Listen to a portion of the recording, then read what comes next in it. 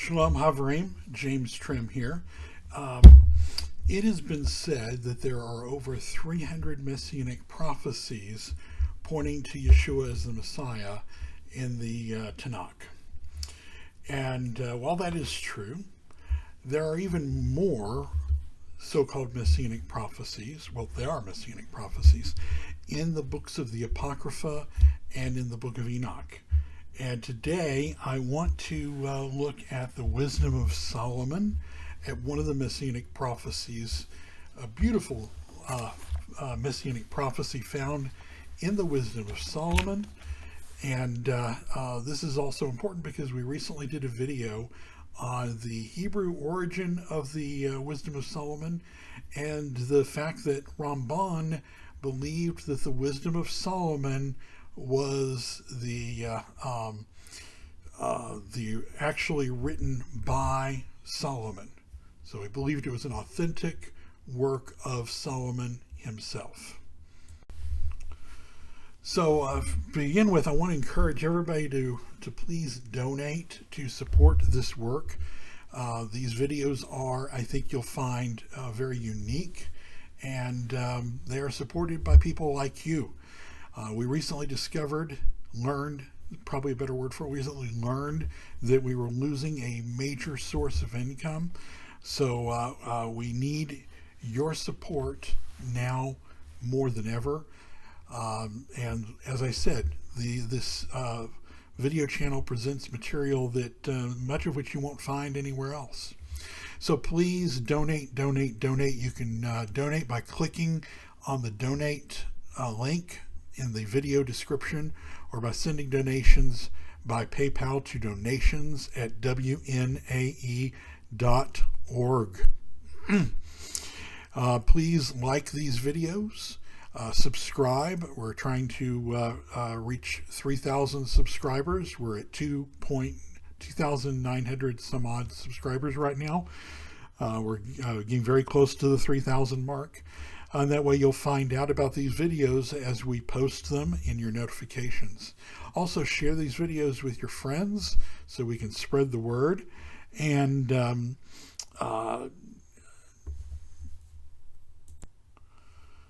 let us know in the comments what you think about the video. All right, so the Messianic prophecy I want to look at is in the Wisdom of Solomon, chapter 2, verses 12 through 22.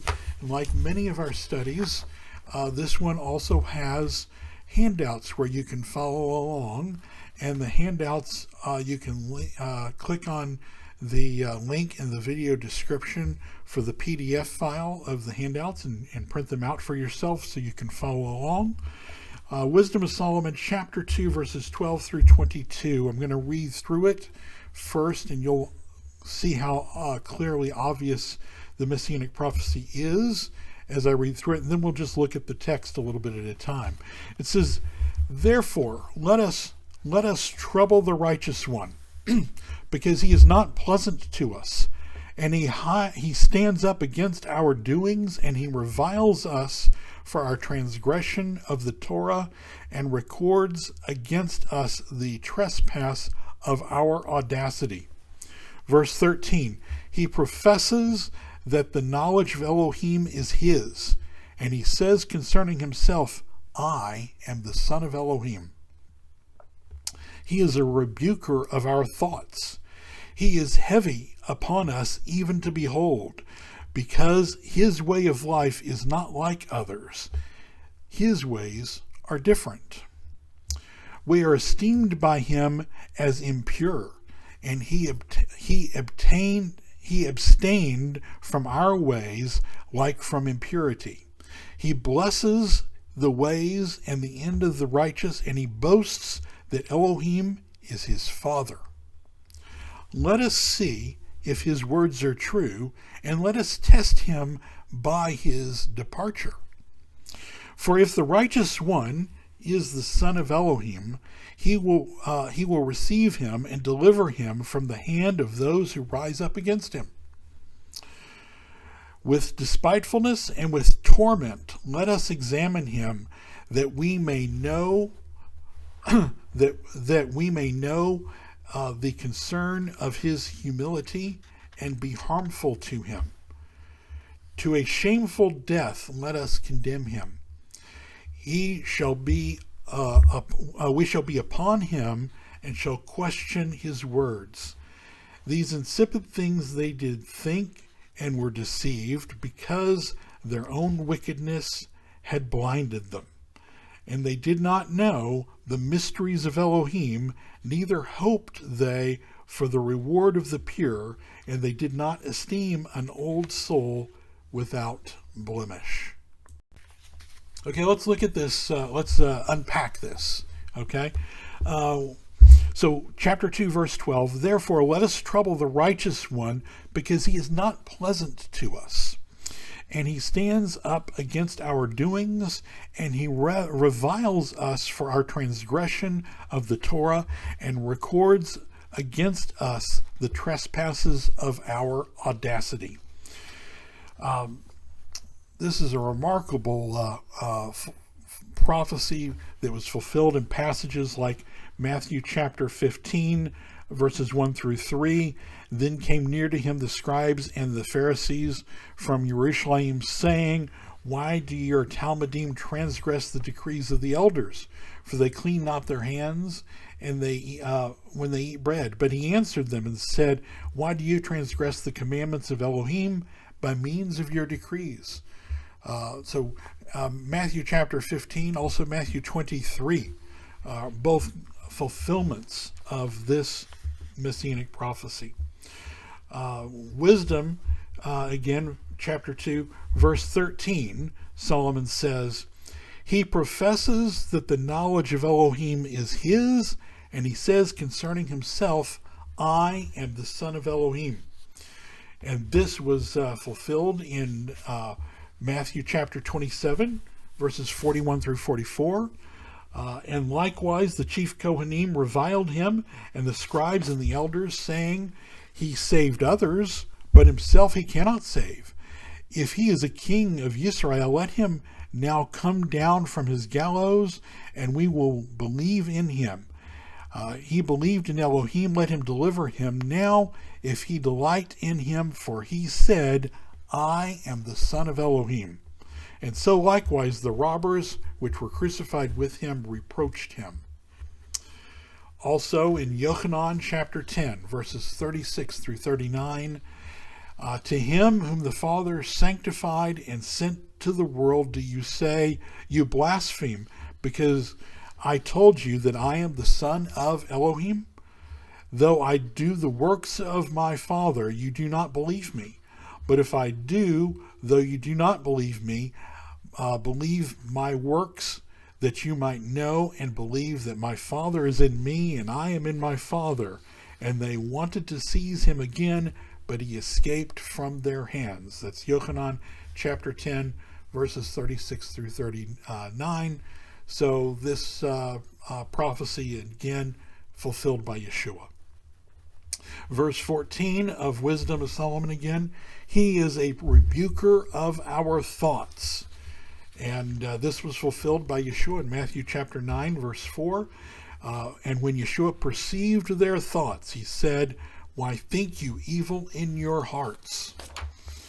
Then picking back into Wisdom of Solomon, chapter 2, verses 15 through 17.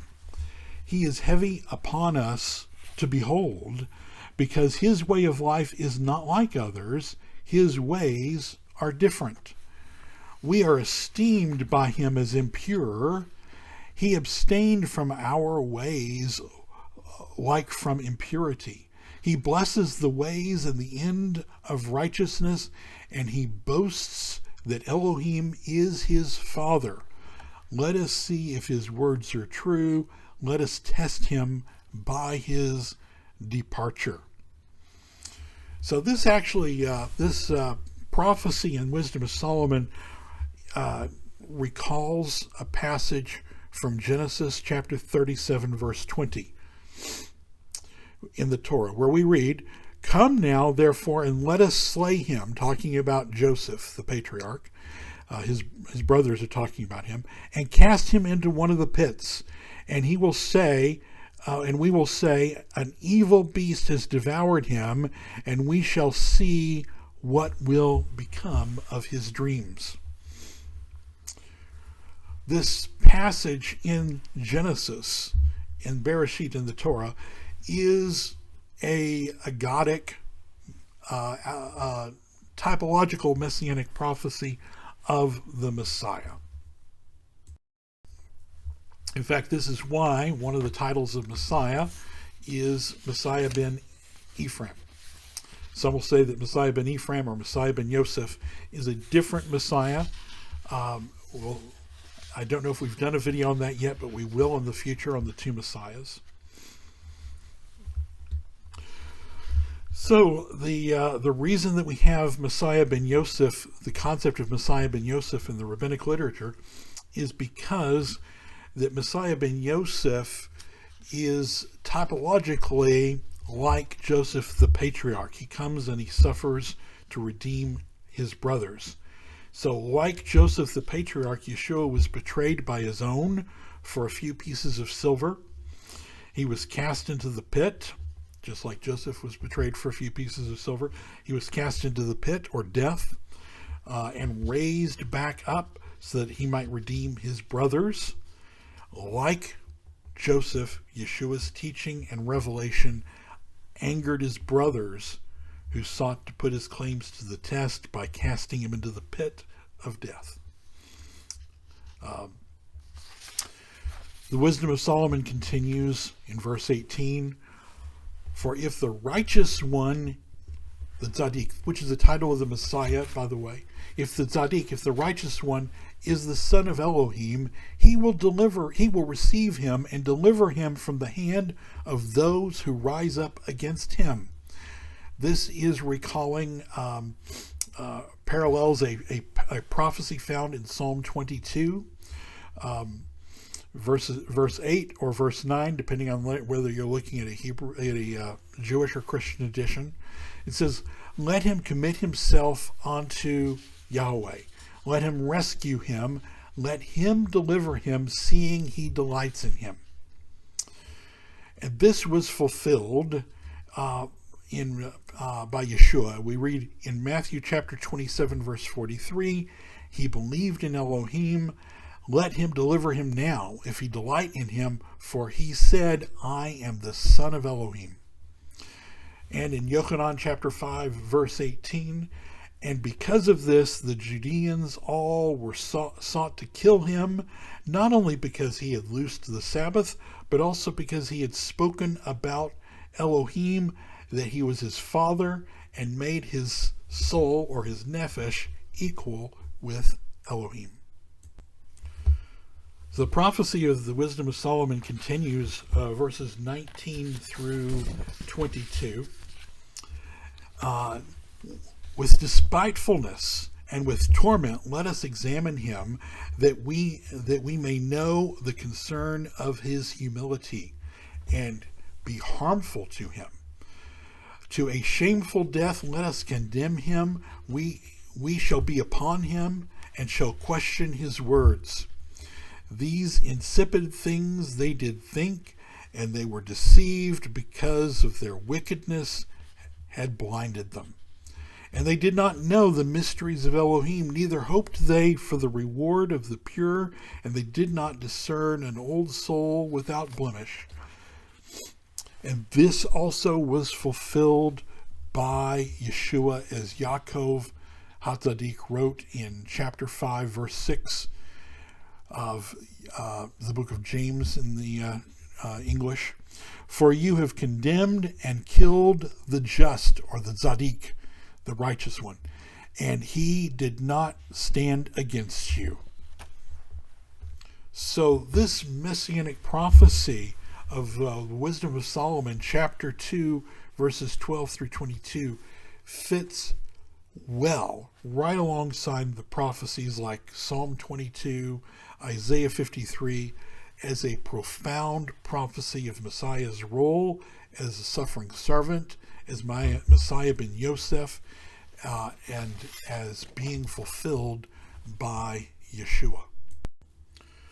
This is an amazing prophecy of the Messiah, and very clear that it speaks of Yeshua and the events of Yeshua's coming and death and his role as Messiah, Ben Yosef.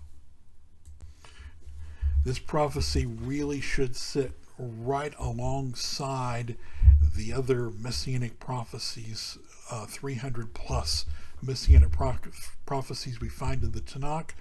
We also find significant Messianic prophecies like this in the books known as the Apocrypha, and particularly here in the Wisdom of Solomon. In the near future, I'll look at another major Messianic prophecy that was fulfilled by Yeshua in the Wisdom of Solomon. So once again, I want to remind you to please donate to support these videos. You can do that by clicking on the donate button in the video description. You can also donate by sending donations by PayPal to donations@wnae.org. Also, don't forget to like this video. Don't forget to subscribe to this channel if you haven't already. Please share these videos on social media with your friends. And of course, let us know what you think in the comments. Until next time, shalom, everybody.